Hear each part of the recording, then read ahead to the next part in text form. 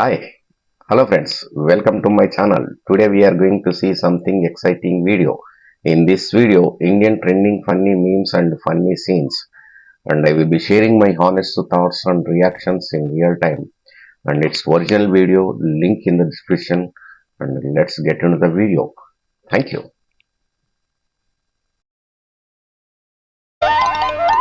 ఆ కోతకు అర్థం ఏంటి మావయ్య? ఎవనివరా నువ్వు మూగోనివా అమ్మని ఎన్నుకునే ఎన్నిక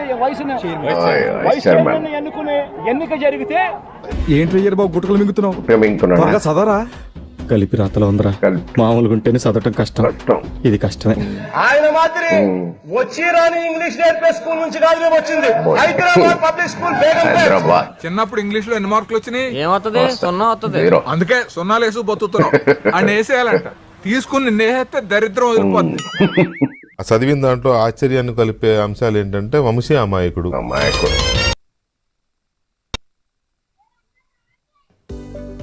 Do you wish to move your data science career abroad? Apart from high pay, a global వాడు అమాయకుడు. వంశీ అమాయకుడు, వంశీ అందగాడు, వంశీ కమ్మోడు.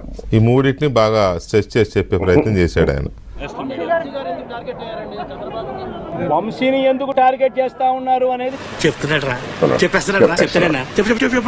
చంద్రబాబు నాయుడు గారికి వంశీని చూస్తే పగల చూస్తే పగలే కల్లో కొత్తావు. తన సామాజిక వర్గం నుంచి ఒక వ్యక్తి ఎదుగుతున్నాడు. చంద్రబాబు నాయుడు గారి కన్నా గ్లామరస్ గా ఉన్నాడు.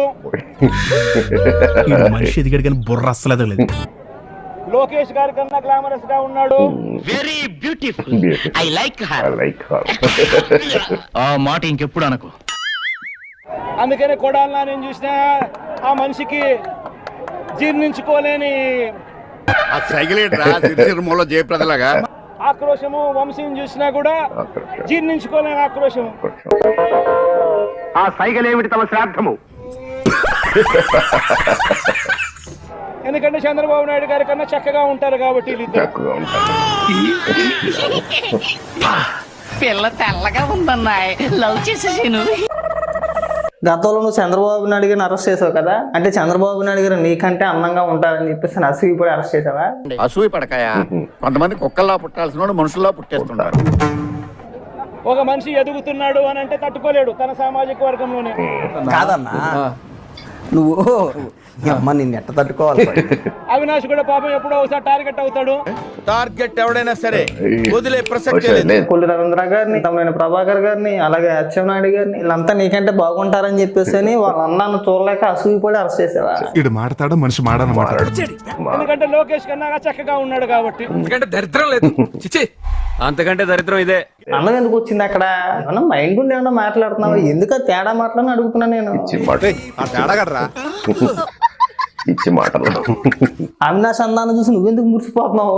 ఈ అవినాష్ గాని వల్లభనేని వంశీ అందాన్ని చూసి నువ్వెందుకు మురిసిపోతున్నావు? ఇక్కడ అన్నం ప్రోత్సాహం దేనికి వచ్చింది? నాని గాని వంశీ గాని వాళ్ళు ముగ్గురు గ్లామరస్ కున్నారని మీరు పార్టీలో జాయిన్ చేసుకున్నారా సార్? వాళ్ళు గొప్ప నాయకులను చేర్చుకున్నారా, గ్లామరస్ కున్నారని చేర్చుకున్నారా? ముఖ్యమంత్రిగా పనిచేశారు కదా, ఏంటా చిన్న చిన్న మాటలు? చూసి మా కాలనీలో ఉన్న లేడీస్ ఏమనుకుంటారు? 50-50 అనుకుంటారు. ఇలాంటి వాళ్ళు ఎవరైనా నిలబడితే పాప మా శంకర్రావు గాని మా బ్రహ్మనాయుడు గాని నరాలేవో నొక్కేసి ఓ కనిపించగల నా బాడీ వీక్. గాలి వెదవ్వే అనుకున్నాను, తేడాగాడి కూడానా? వాళ్ళు ఎవరైనా నిలబడితే అంతే.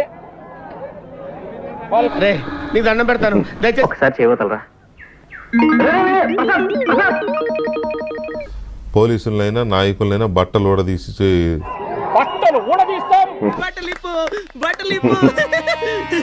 ఒకసారి అధికారం ఇస్తేనేమో పొలిటికల్ నాయకులను బట్టలు ఇప్పి చూయించాడు. గోరంట్ల మాధవ విద్యాసాగర్ లాంటి, అనంతబాబు లాంటి వాళ్ళందరిది కూడా.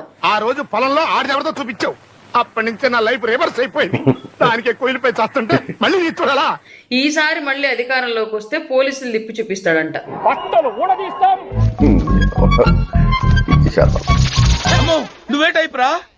నా పేషెంట్ కి ఇప్పు కూడా అలవాటు, నాకు ఇప్పడం అలవాటు. బట్టలు తీస్తా అని ఆ పదం 2 సార్లు వాడాడు. మరి బట్టలు తీసి చూడాలని కోరిక ఏంటో నాకైతే అర్థం కాలేదు. కానీ పదే పదే బట్టలు ఉడదీస్తా అంటున్నారు. పక్కన పాపం గన్నవరం మాజీ ఎమ్మెల్యే వంశీ గారు సతీమణి ఉన్నారు. ఒక మహిళ ఉన్నారు అక్కడ. మన భాష ఏంటి? ముఖ్యమంత్రిగా పనిచేసిన మీరు ఆ భాష ఏంటి? పోలీసులకు వార్నింగ్ ఏంటి? బాడీ పెరిగింది, బ్రెయిన్ పెరగలేదు. అసలు నన్ను అడిగితే ఇది భయంకరంగా పోలీసుల్ని హెచ్చరించిన, బట్టలు ఊడదీస్తా అని చెప్పి వార్నింగ్ ఇచ్చిన కేసు ఇది. పోలీసులు పట్టుకుంటే